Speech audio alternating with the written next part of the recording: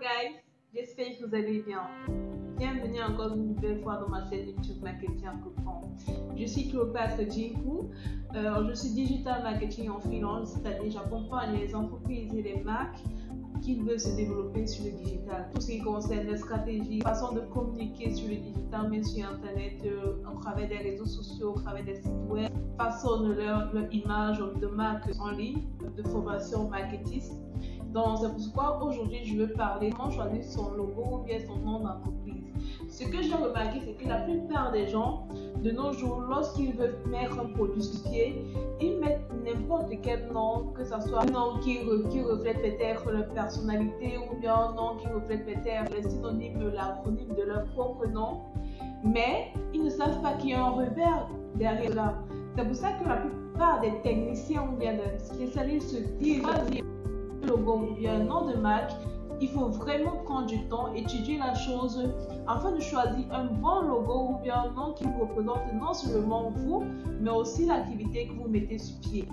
Donc il ne faut pas seulement dire ok, je suis peut-être avec des partenaires, je prends peut-être la première lettre de chaque partenaire et puis ce qui forme un logo. Non, ça n'a aucun sens. Tôt ou tard, si peut-être toujours vous demander mais qu'est-ce que signifie votre nom ou bien votre logo. Il faut vraiment que ça reflète votre personnalité et l'activité que vous voulez refléter sur le marché. C'est pour ça qu'il est important de bien identifier ou bien de bien déterminer son nom ou bien son logo, parce que ce sont les éléments dans une entreprise qu'on ne pourra pas changer à long terme, parce que c'est votre identité que vous mettez, c'est votre vision que vous êtes en train de mettre sur pied. Donc je vous invite vraiment à regarder cette vidéo afin de savoir exactement ce qu'il faut faire pour trouver le nom de sa marque, le nom de sa marque mais de son entreprise, pour ne pas être déçu plus tard ou bien ne pas dire ok, je change de logo et puis lorsqu'on change de logo, c'est une histoire qui recommence, c'est tout un travail qui recommence. Alors si tu ne veux rien rater, je t'invite à liker, à partager, à commenter et surtout à t'abonner pour ne rien louper les prochaines vidéos. Restez connectés. On se retrouve juste après ce jingle.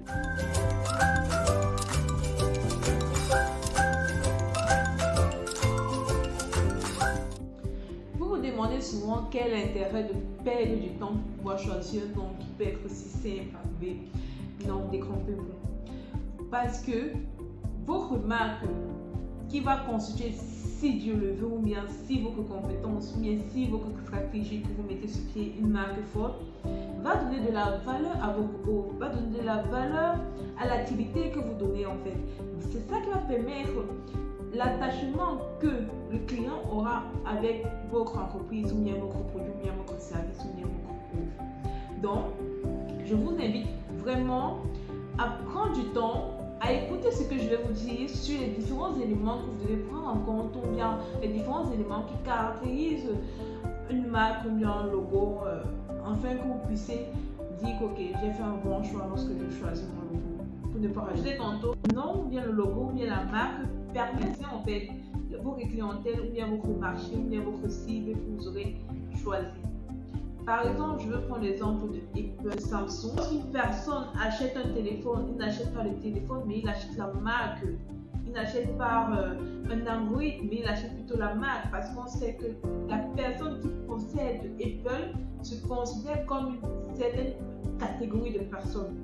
Et la personne qui achète Samsung, lui, recherche plus ce que la marque a pu communiquer, la sécurité, la solidité. Bon, pour continuer, il est important que vous définissiez qu'est-ce qu'une marque. Une marque, c'est un nom, c'est un thème, c'est un dessin. C'est l'ensemble de tous ces éléments qui vous permettent d'identifier votre offre par rapport à la concurrence. Donc, il est important que vous sachiez comment choisir un bon nom de marque. Choisir un bon nom de marque pour vous, c'est mettre en avant une promesse que vous devez faire différent à votre cible, à votre clientèle ou à votre prospect. De savoir exactement comment va être représenté votre nom de marque ou bien votre logo. Laissez-moi vous dire que un logo ou bien un nom de marque peut être représenté de plusieurs façons. Nous pouvons avoir un nom commun. Un nom peut être un nom commun, comme par exemple belle, jolie, orange, ou bien un nom fondateur, c'est-à-dire votre propre nom. Mais pour ça, il faut être sûr que vous soyez en même temps non peut-être genre reconnu, par exemple comme Samuel et comme Kim Kardashian. Donc vous devez être sûr en mettant votre nom, votre propre nom comme marque, vous avez assez de notoriété pour que lorsque la personne vient, elle ne vienne pas à cause de l'offre qu'il y a derrière, mais à cause de votre nom. Vous avez aussi la possibilité de dire un ensemble de lettres qui peut avoir une signification. IBM, vous devez aussi savoir qu'un nom peut être un chiffre comme 307 Peugeot. Un nom de marque peut être tout un élément qui détermine en fait votre offre ou bien votre service. Donc avant de choisir votre nom de marque, vous devez vous rassurer que c'est un nom vraiment unique, qu'il n'y a pas de semblable. Donc vous devez faire des recherches par rapport à ce nom et vous devez vous rassurer que votre nom soit simple et compréhensif. Vous devez vous rassurer que votre nom soit court et dynamique, c'est-à-dire maximum 4 à 5 syllabes et pas plusieurs mots. C'est un nom qui sera vraiment modernisé ou bien sera la mode pendant plusieurs années. Donc vous devez choisir un nom de marque par rapport à la mode, non, parce que la mode est passagère.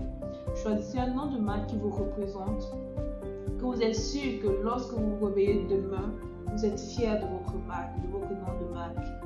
Maintenant, passons au niveau du logo. Vous avez dit comment choisir le nom de marque et un logo. Vous devez savoir les différentes caractéristiques qui déterminent un logo. Un logo peut être déterminé par un nom, un acronyme, un dessin, un son. Maintenant, je vais vous dire les différents éléments qui sont visibles, qui sont vraiment populaires, que vous pouvez utiliser. Les différents types de logos que vous pouvez avoir et comment. Un logo peut être un monogramme, c'est-à-dire un ensemble de lettres qui peut avoir une signification. Des lettres qui ont vraiment une signification.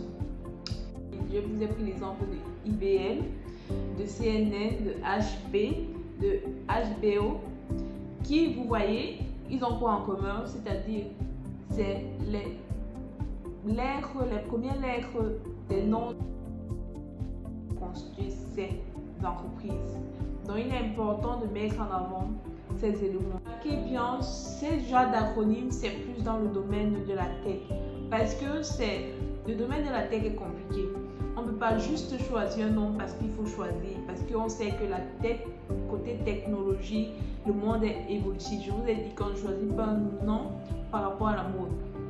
Donc, si vous savez que vous êtes dans un domaine où le monde est évolutif, choisissez un nom que vous êtes sûr que non, demain, même si ça change, le nom ne peut pas changer. Ça n'a aucun rapport par rapport à votre domaine et tout. Mais ça a quand même un rapport avec votre personnalité, de qui vous êtes. C'est comme ça qu'on choisit une marque en fait. On ne choisit pas une marque en tête en l'air, on réfléchit. Il y a vraiment, on s'assoit pour réfléchir exactement ce qu'il faut mettre en avant et pourquoi il faut mettre ça. Être similaire à du monogramme, mais ce n'est pas ça en fait. Il s'agit juste des noms d'entreprise que la personne qui a créé son entreprise a décidé de mettre en avant. Je vais prendre l'exemple de Visa, de Coca-Cola, de Google. C'est-à-dire, quand vous mettez ce genre de nom en avant, vous devez vous rassurer qu'il y a une forte communication derrière. Donc, ne choisissez pas un nom juste pour choisir, mais rassurez-vous que lorsque vous prenez ce genre de nom, vous devez vous rassurer qu'il y a une forte communication derrière. Je vous prends l'exemple de Coca-Cola. Coca-Cola est déjà le top of mind de la boisson en elle-même rafraîchissante. Pourquoi? Parce qu'ils ont maximisé sur ce qu'on appelle l'image de marque, la communication de l'image de marque. Et quand on parle de la communication de l'image de marque, c'est la communication sur le logo. Côté logo, nous pouvons aussi avoir ce qu'on appelle les pictogrammes. Les pictogrammes sont juste des dessins, des représentations. Par exemple, je vous prends l'exemple de Apple qui représente genre une pomme avec, vous pouvez voir une pomme avec, comme si on avait mordu cette pomme. Nous pouvons voir l'exemple de Twitter qui représente Threads. Quand on parle d'Threads, ça dit que le logo ne veut carrément rien dire. Mais bon, vous voyez que c'est aussi une réflexion. C'est-à-dire, on ne s'est pas levé un matin pour créer un logo. On crée un logo parce qu'on veut que ça soit unique. Parce qu'on veut que ça soit vraiment un logo qui nous représente avec les couleurs qui nous représentent. Mais parce qu'on s'est assis pour voir exactement est-ce que le logo là sera beau? Est-ce que le logo là sera vraiment agréable? Donc il est important de faire des logos si vous avez la possibilité, les moyens de faire des logos abstraits. C'est-à-dire vous voyez un designer qui vous propose des logos abstraits. Pourquoi faire des logos abstraits? C'est-à-dire vous êtes dans un domaine vraiment où la concurrence est de taille. Et pour cela, il faut vraiment sortir un logo qui parle de vous, qui vraiment innove. On va prendre l'exemple de Pepsi, l'exemple de Adidas, qui, vous les voilà, qui ont choisi de mettre un logo abstrait parce que ils veulent concurrencer en fait tous ceux qui sont sur le marché. Certaines entreprises ou bien certains créateurs vont encore plus loin. Ils mettent en avant la catégorie de logo qu'on appelle vraiment la catégorie des mascottes. C'est drôle, mais c'est vraiment très réfléchi et c'est vraiment très intelligent en fait. J'aime souvent prendre l'exemple de KFC. Vous voyez là ce bon monsieur Jacques qui représente toujours KFC, genre les produits KFC dans les différents pubs. Là c'est juste parce qu'on ne veut pas présenter peut-être que les hommes et tout on joue en fait dans ce domaine assez comique, assez intelligent. Je vais aussi vous prendre l'exemple de monsieur Propre. Vous voyez là, qui représente vraiment monsieur Propre, même son niveau des cheveux, il n'a pas de cheveux, c'est-à-dire la propreté en elle-même. Donc, avant de créer un logo ou bien un nom de marque, vous voyez qu'il faut vraiment s'asseoir et réfléchir pour que le logo en elle-même à long terme puisse parler pour dire que la personne a vraiment réfléchi avant de sortir son logo. Il faut savoir que un logo peut être aussi tout un ensemble, j'ai dit ça tout à l'heure, peut être tout un ensemble, peut réunir plusieurs phases, c'est-à-dire la mascotte, le dessin, le nom, l'acronyme. Bref, tout dépendra de vous, comment vous voulez associer votre logo et votre marque afin qu'il représente en fait l'image que vous voulez avoir ou bien vous voulez donner à votre site. Tout dit sur une vidéo, donc si vous avez des problématiques ou bien vous avez encore des questions, je vous invite à poser vos questions en commentaire et je prendrai la peine de les lire et de vous répondre. Je vous invite maintenant, si la vidéo vous a été utile et que vous avez peut-être les idées ou bien une entreprise ou bien une marque, un produit ou bien un service que vous voulez mettre en avant, mais vous n'avez pas, avant vous ne connaissez pas comment mettre un logo ou bien un nom de marque. Si cette vidéo vous a été utile, je vous invite à partager, surtout à liker, à commenter et surtout à vous abonner sur ma page pour les prochaines vidéos. Merci de m'avoir suivi et merci de m'avoir prêté votre attention et on se retrouve pour